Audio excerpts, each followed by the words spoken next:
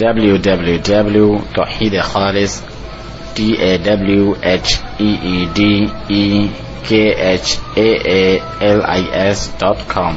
ثلاثة الأصول وأدلتها، دین کے 3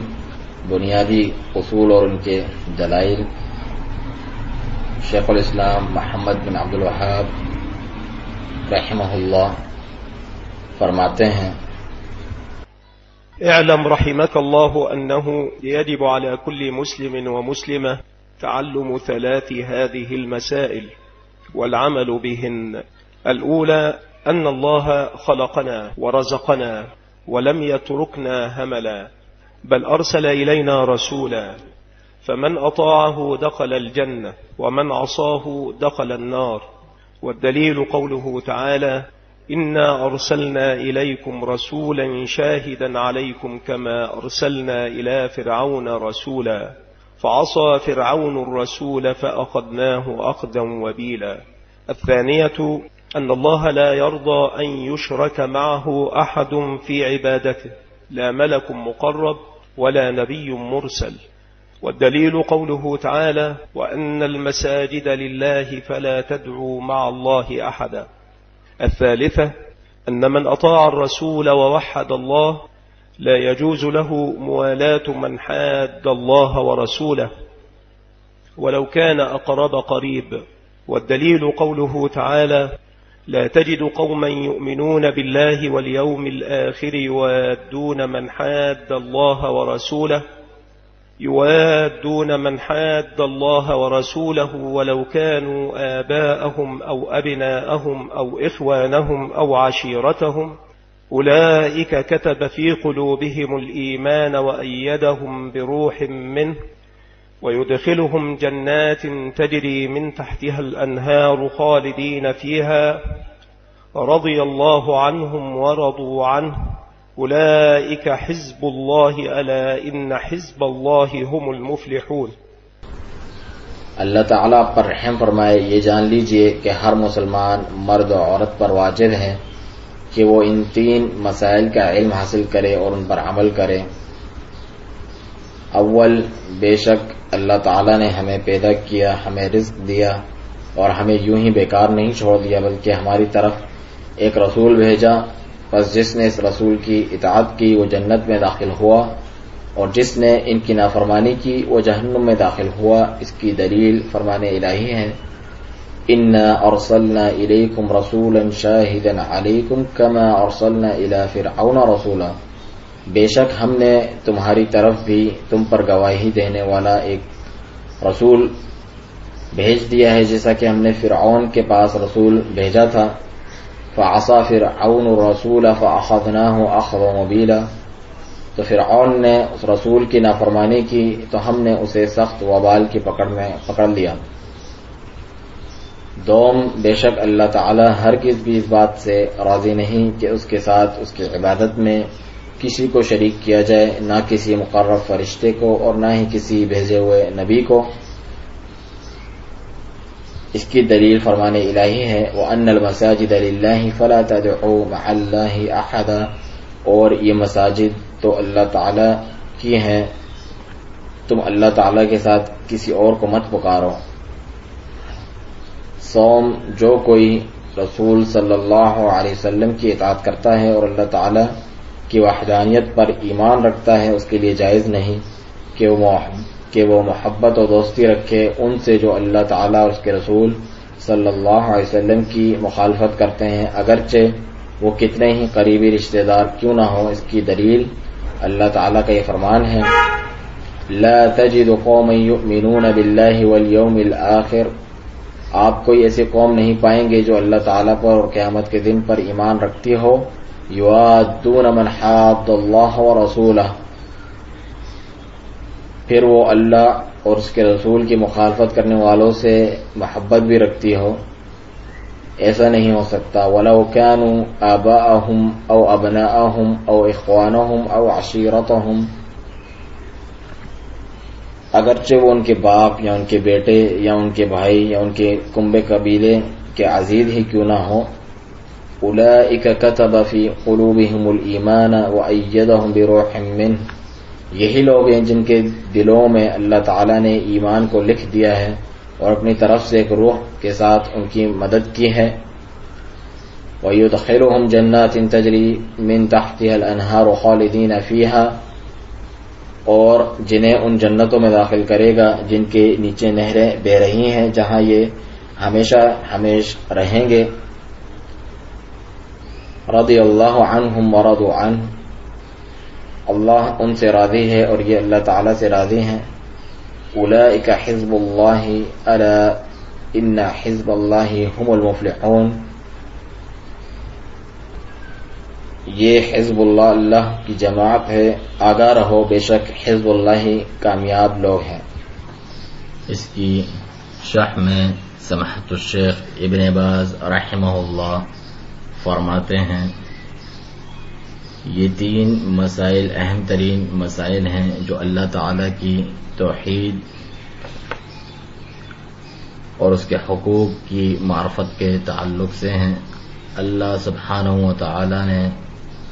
مخلوقات کو پیدا کیا تاکہ وہ اس کی عبادت کریں، انہیں بیکار اور عبث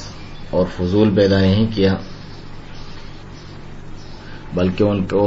ایک عظیم مقصد کے لیے پیدا کیا گیا اور ایک عظیم حکمت کے تحت جس میں ان کی سعادت ہے اور اسی میں ان کی نجات ہے. اور وہ یہ ہے کہ وہ اللہ وحدہ لا شریک کی عبادت کریں، جیسا کہ فرمانے والی تعالی ہے وَمَا خَلَقْتُ الْجِنَّ وَالْإِنسَ إِلَّا لِيَعْبُدُونَ، سورہ زاریات آیت 56 میں نے نہیں پیدا کیا جنوں اور انسانوں کو مگر صرف اپنی عبادت کے لیے، اور یہ وہ عبادت ہے جس کا حکم اس نے اپنی مخلوقات کو دیا. فرمانے والی تعالی ہے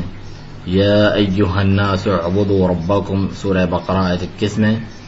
اے لوگو عبادت کرو اپنے رب کی. یا فرمایا وقضى ربک الا تعبدوا الا ایاہ، اور تمہارے رب نے فیصلہ کر لیا کہ نہیں کرو عبادت مگر صرف اسی کی. یہ سورہ بنی اسرائیل کی آیت 23 ہے. اور فرمایا وَاعْبُدُوا اللَّهَ وَلَا تُشْرِكُوا بِهِ شَيْئًا، اور اللہ کی عبادت کرو اور اس کے ساتھ کسی کو بھی شریک نہ کرو، سورہ نساء آیت 36. اور فرمایا فَاعْبُدُوا اللَّهَ مُخْلِصًا لَهُ الدِّينَ، سورہ زمر آیت 2 میں اللہ کی عبادت کرو دین کو اس کے لیے خالص کرتے ہوئے. اور فرمایا وَمَا أُمِرُوا إِلَّا لِيَعْبُدُوا اللَّهَ مُخْلِصِينَ لَهُ الدِّينَ، سورہ بینہ آیت 5 میں. اور انہیں تو حکم کیا ہی نہیں گیا تھا مگر اس بات کا کہ وہ اللہ تعالیٰ کی عبادت کریں دین کو اس کے لیے خالص کرتے ہوئے. اور بہت سی آیات میں اللہ تعالیٰ نے اپنی عبادت کا حکم دیا،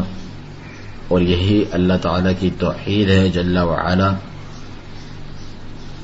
اور اس بات کا حکم دیا کہ ہم عبادت میں اس کو مخصوص کر لیں، اپنی دعا میں، خوف میں، رجا یعنی امید میں، توکل میں، رغبت اور رحبت میں، اپنی نماز اور روزے اور اس کے علاوہ دیگر عبادات میں. وہ اکیلا مستحق ہے عبادت کا سبحانہ و تعالی، ہر ایک کو چھوڑ کر صرف وہی اکیلا عبادت کے لائق ہے. اور اس میں یہ بات شامل ہے کہ اللہ تعالی نے جو احکام دیے ہیں ان کی بجا آوری کی جائے، جن سے منع کیا گیا ہے انہیں ترک کیا جائے. چنانچہ ان اوامر کو بجا لانا جس کا اللہ تعالی نے اور اس کے رسول صلی اللہ علیہ وسلم نے آپ کو حکم دیا ہے، اور ان نواہی سے بچنا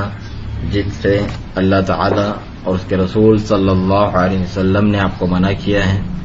یہ تمام باتیں اللہ تعالی کی عبادت میں داخل ہیں، اور یہی اسلام ہے، یہی دین ہے، یہی ایمان ہے اور ہدایت ہے. بس آپ نہیں نماز پڑھیں مگر صرف اللہ تعالیٰ کے لیے، نہیں رکوع کریں مگر صرف اسی کے لیے، نہیں ذبح کریں مگر صرف اسی کے لیے، اور نہیں پکاریں کسی کو مگر صرف اسے، اور اسی پر توکل کریں اس کے سوا کسی پر نہیں. اس کے علاوہ جتنے بھی عبادات ہیں اس کے لیے خالص ہوں، لیکن استعانت کرنا، مدد طلب کرنا کسی موجود شخص سے جو کہ قادر ہے،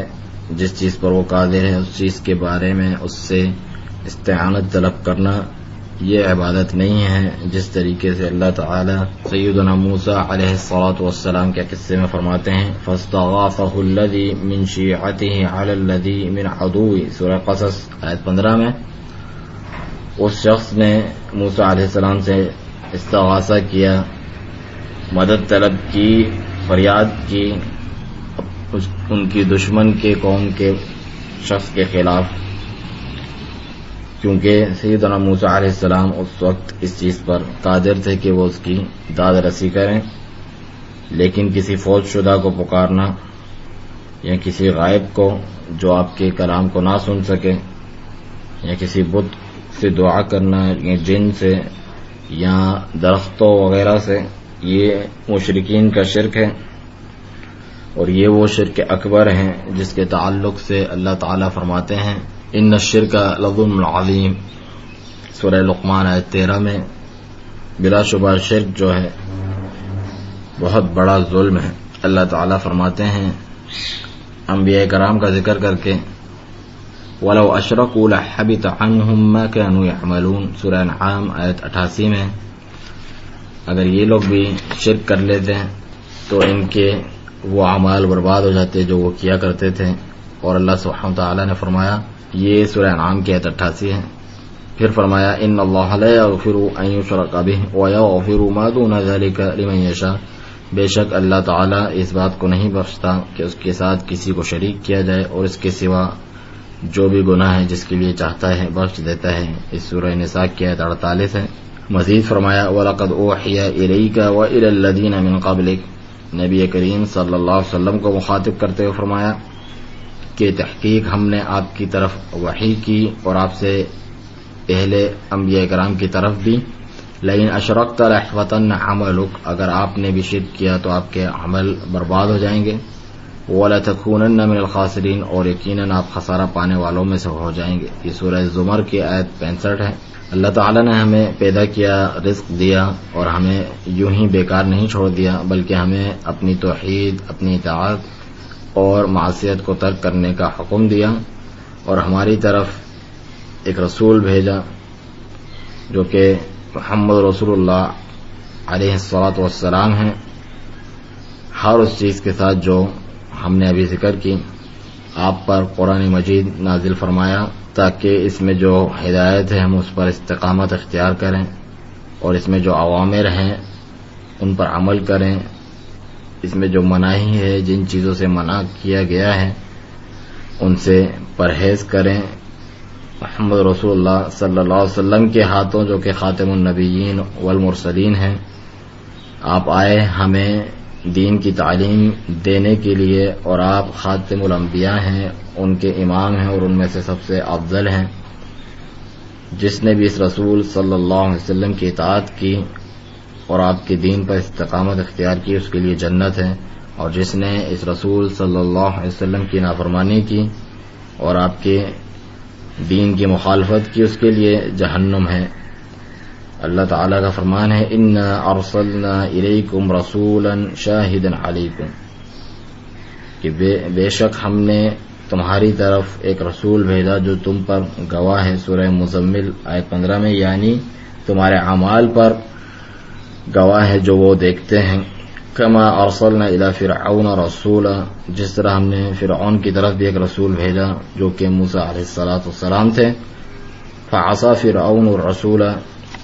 فأخذناه أخذا وبيلا، پس فرعون نے اس رسول کی نافرمانی کی تو ہم نے اسے سخت پکڑ لیا، اس سورہ مزمل کی آیت 16 ہے، یعنی ہم نے فرعون کو نہایت سختی سے پکڑا، اس دنیا میں بھی غرق آب کر کے اور آخرت میں جہنم کی آگ میں۔ والمسألة الثانیہ، دوسرا مسئلہ، یہ پہلے ہی مسئلے کی تحقیق ہے، یعنی آپ یہ جانیں کہ بے شک اللہ تعالیٰ اس بات سے ہرگز بھی راضی نہیں کہ اس کی عبادت میں اس کے ساتھ کسی کو شریک کیا جائے، جس طرح وہ خالق اکیلا ہے، رازق ہے، زندگی موت کا مالک ہے، جس نے آپ کو پیدا کیا اور آپ پر اپنی آپ کو اپنی نعمتیں دیں، تو وہی سبحانہ و تعالی ہرگز بھی بات سے راضی نہیں ہے کہ مخلوق میں سے کسی کو اس کے ساتھ شریک کیا جائے، نہ کسی بھیجے گئے رسول کو اور نہ ہی کسی قریبی فرشتے کو، نہ ہی ان کے علاوہ کسی کو، کیونکہ عبادت جو ہے وہ اللہ سبحانہ و تعالی کا اکیلا وحدہ لا شریک کا حق ہے، جیسا کہ فرمان باری تعالی ہے وَقَضَىٰ رَبُّكَ أَلَّا تَعْبُدُوا إِلَّا إِيَّاهُ، اور تمہارے رب نے فیصلہ کر دیا کہ نہیں کرو عبادت مگر صرف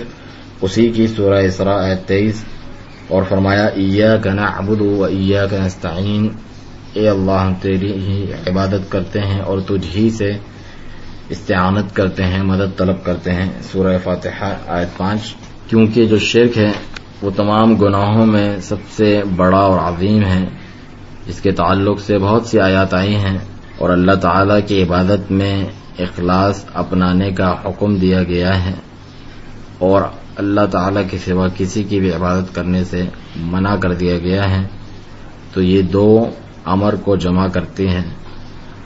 ایمان لائیں اپ اللہ تعالیٰ پر کہ وہ خالق ہے، رازق ہے، زندگی موت کا مالک ہے، اور یہ بھی ایمان لائیں کہ وہی اکیلا عبادت کا مستحق ہے، خواہ وہ ذبح کرنا ہو یا نماز پڑھنا ہو، روزہ رکھنا ہو، اس کے علاوہ جتنی بھی عبادات ہیں وہ تمام اللہ سبحانہ وتعالی کا حق ہے، وہی اکیلا اس کا مستحق ہے، جس طریقے سے اللہ تعالیٰ فرماتے ہیں وَإِلَٰهُكُمْ إِلَٰهٌ وَاحِدٌ، اور تمہارا معبود حقیقی تو صرف ایک ہی معبود ہے۔ سورہ بقرہ آیت 163 میں۔ اور فرمایا فَلَا تَدْعُوا مَعَ اللَّهِ أَحَدًا، اللہ تعالیٰ کے ساتھ کسی کو مت پکارو، سورہ جن آیت 18 میں۔ اور تیسرا مسئلہ یہ ہے جو کہ اہم ترین واجبات میں سے ہے، وہ یہ کہ ہر مسلمان مرد و عورت اس بات کو جان لیں کہ اس کے لیے ہرگز بھی جائز نہیں کہ وہ مشرکین سے دلی محبت رکھیں۔ ہر وہ شخص جو اللہ تعالیٰ اور اس کے رسول کی اطاعت کرتا ہے اور اللہ تعالیٰ کی توحید پر ایمان لاتا ہے، تو اس پر لازم ہے کہ وہ کافروں سے عداوت رکھے اور بغض رکھے اللہ تعالیٰ کی رضا کے لیے۔ اس کے لیے جائز نہیں کہ ان سے موالات کرنا، ان سے محبت کرنا، کیونکہ فرمان باری تعالیٰ ہے لا تجد قوما، تم ایسی کوئی بھی قوم نہیں پاؤ گے، یعنی سورہ مجادلہ کی آیت 22،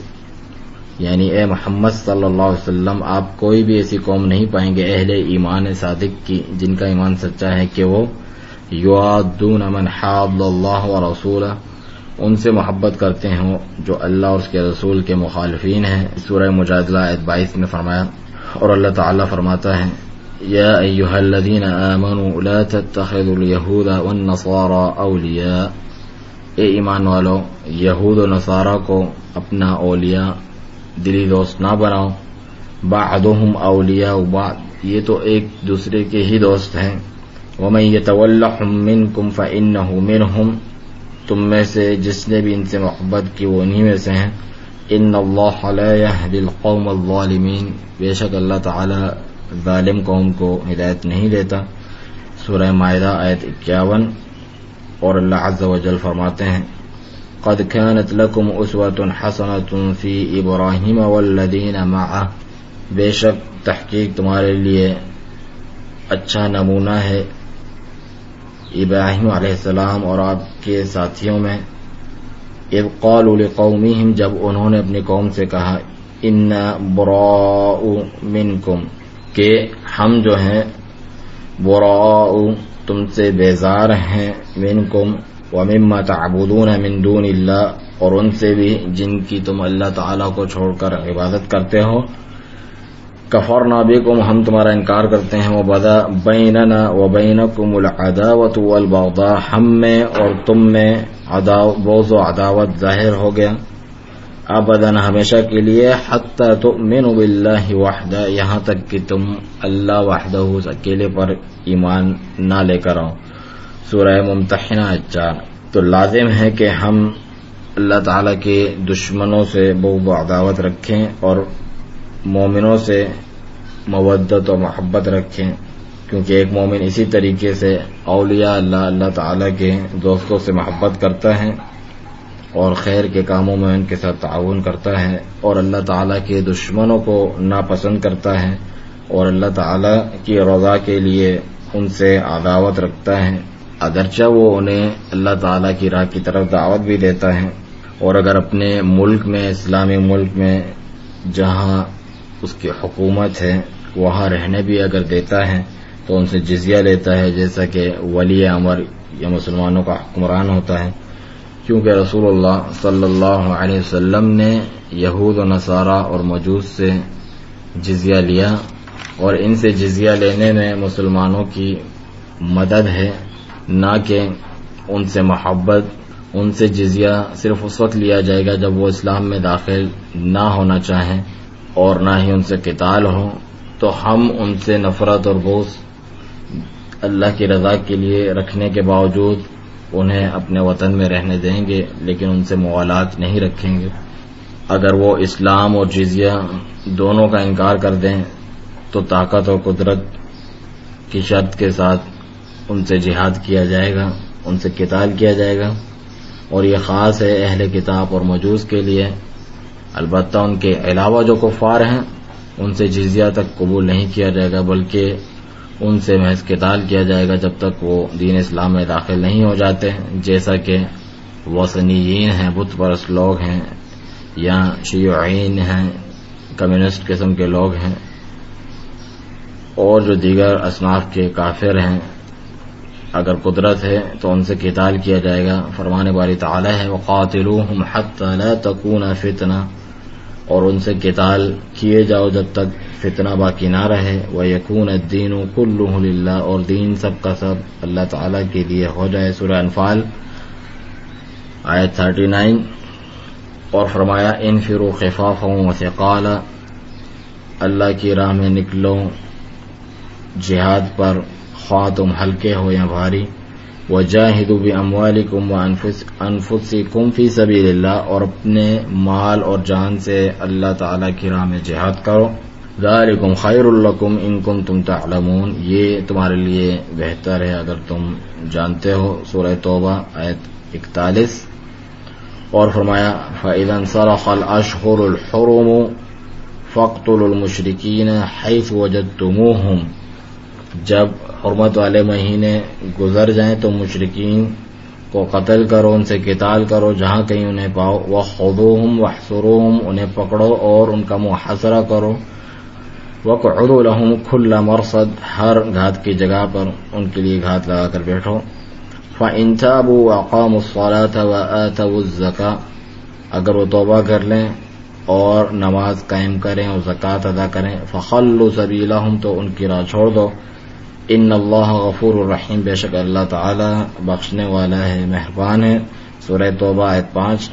اور اس معنی کی بہت سی آیات آئی ہیں۔ یہاں اللہ سبحانہ تعالیٰ کی مراد یہ ہے کہ قدرت کے ہوتے ہوئے، طاقت کے ہوتے ہوئے ان سے جہاد کیا جائے گا، کیونکہ اللہ عز و جل کا فرمان ہے لا یکلف اللہ نفسا الا وسعها،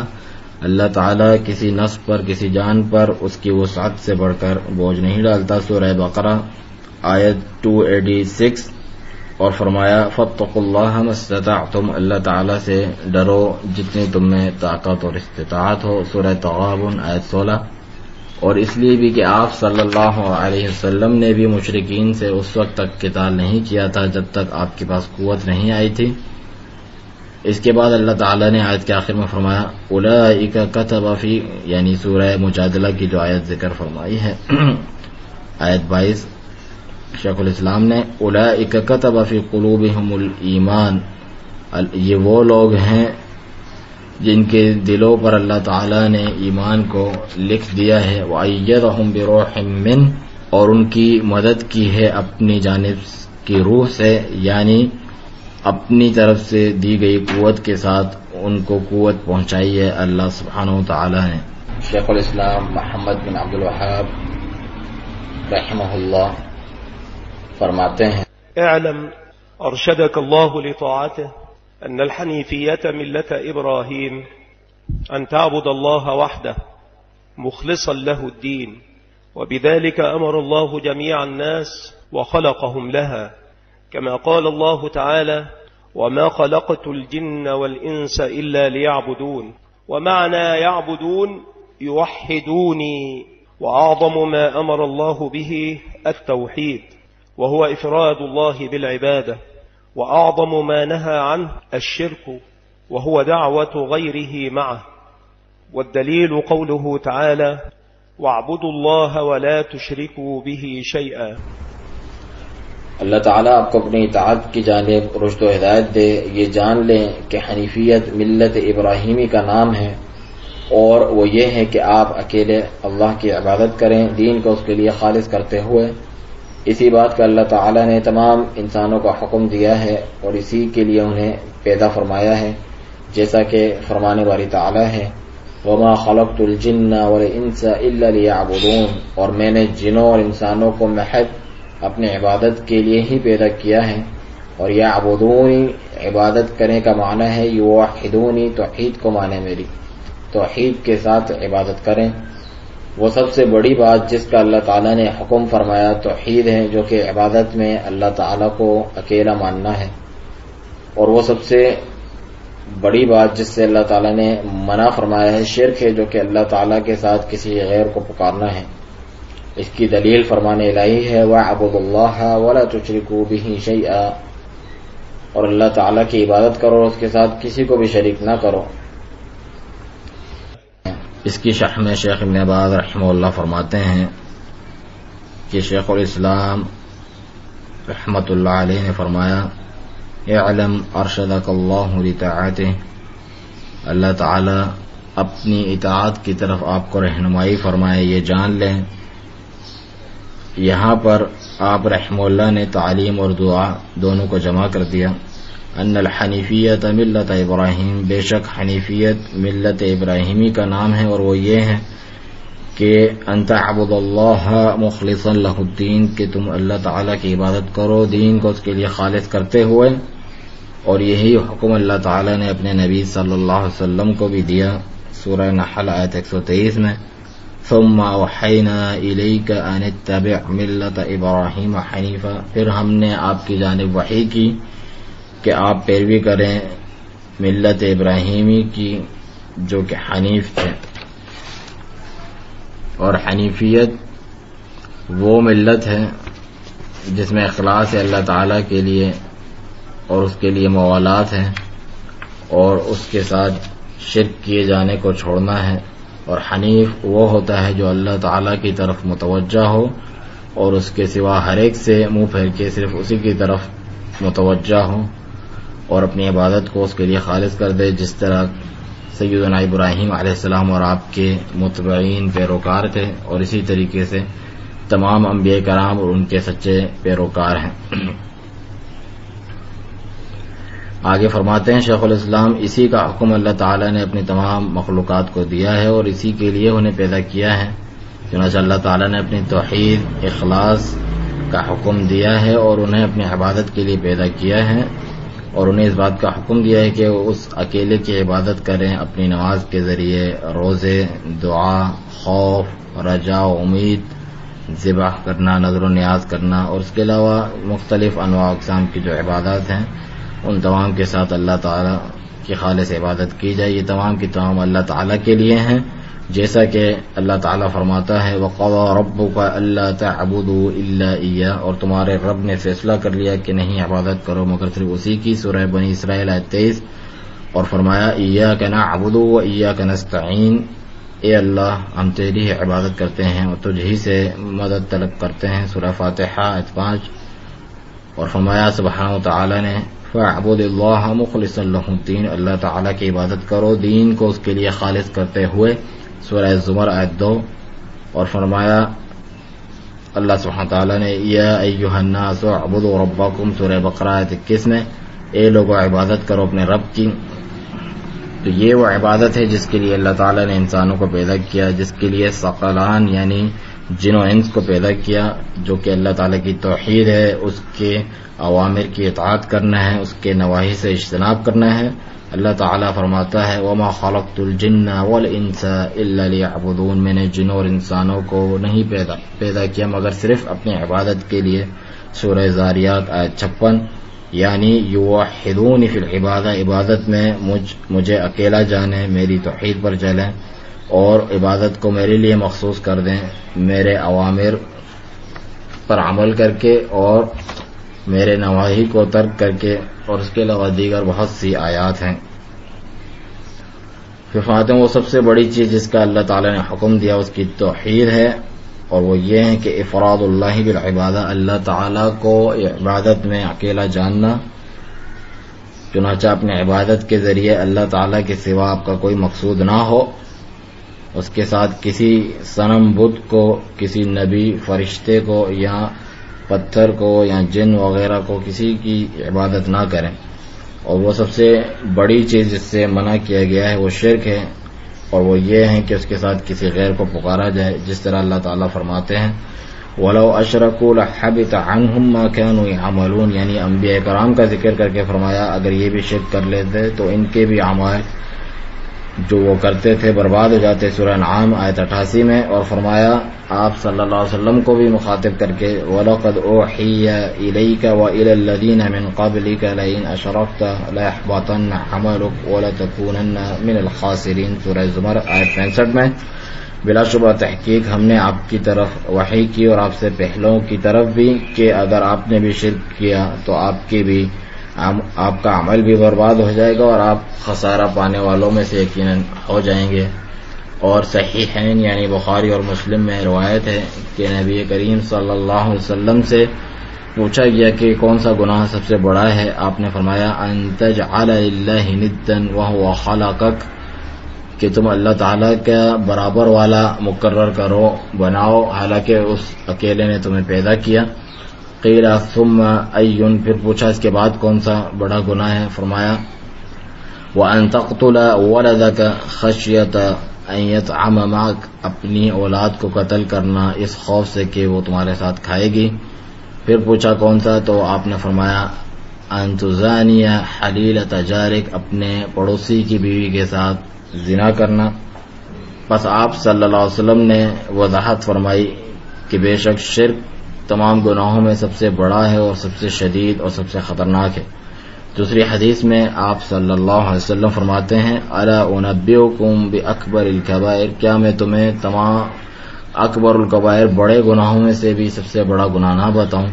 تو فرمایا ضرور، بلا یا رسول اللہ۔ تو فرمایا الاشراک باللہ، اللہ تعالیٰ کے ساتھ شرک کرنا، شریک کرنا۔ یہ متفق علیہ روایت ہے، یعنی صحیح بخاری اور مسلم کی۔ چنانچہ توحید اللہ کا معنی ہے اللہ تعالیٰ کو اس کی عبادت میں اکیلا جاننا، اور شرک اللہ تعالیٰ کے ساتھ کسی غیر کو پکارنے کا نام ہے کہ آپ اسے پکاریں، اس سے ڈریں اور اس سے امید رکھیں، اس کے لیے ذبح کریں، اس کے لیے نظر نیاز کریں، اور دیگر جو انواع اقسام کی عبادت ہیں اس کے لیے ادا کریں۔ یہ وہ شرک اکبر ہیں۔ اس میں برابر ہے کہ آپ جسے پکار رہے ہیں اللہ کو چھوڑ کر، وہ نبی ہو، فرشتہ ہو یا جن ہو یا شجر و حجر ہو یا اس کے علاوہ کوئی چیز۔ اسی لیے اللہ تعالیٰ فرماتے ہیں وَاعْبُدُوا اللَّهَ وَلَا تُشْرِكُوا بِهِ شَيْئًا، سورہ نساء 36 میں، اور اللہ کی عبادت کرو، اس کے ساتھ کسی کو بھی شریک نہ کرو۔ لہذا یہاں پر شیئن کا لفظ ہے، یعنی جو نکرہ ہے نہیں کے سیاق میں، جو ہر چیز کو عام ہے۔ اللہ تعالیٰ فرماتے ہیں وَمَا أُمِرُوا إِلَّا لِيَعْبُدُوا اللَّهَ مُخْلِصِينَ لَهُ الدِّينَ، انہیں تو حکم کیا ہی نہیں گیا تھا مگر صرف اس بات کا کہ وہ اللہ تعالیٰ کی عبادت کریں، دین کو اس کے لیے خالص کرتے ہوئے۔ سورہ بینہ آیت 5 میں فرمایا لہذا سب سے بڑی چیز جس کا اللہ تعالیٰ نے حکم دیا وہ اس کی عبادت ہے، جو کہ اس کو عبادت میں اکیلا قرار دینا ہے، افراد اللہ بالعبادہ۔ اور وہ سب سے بڑی چیز جس سے منع کیا گیا وہ اس کے ساتھ شرک کرنا ہے، جس طریقے سے ہم نے پہلے ذکر کیا۔ یہی وجہ ہے کہ اللہ تعالیٰ نے قرآن کریم میں کثرت کے ساتھ توحید کا حکم دیا اور شرک سے منع فرمایا ہے۔